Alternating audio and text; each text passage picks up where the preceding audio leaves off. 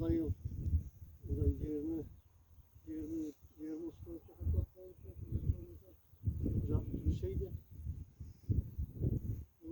Bu yıl taşımız bir pratik aslında tekrar 20 şey, 20 çalıştığında sonra buna uymuş neyse yapmasak akşam olanların kapıların dışarıda da var fazla kutlar bunlara kızıksın işlerinde taşımışlarında işte bu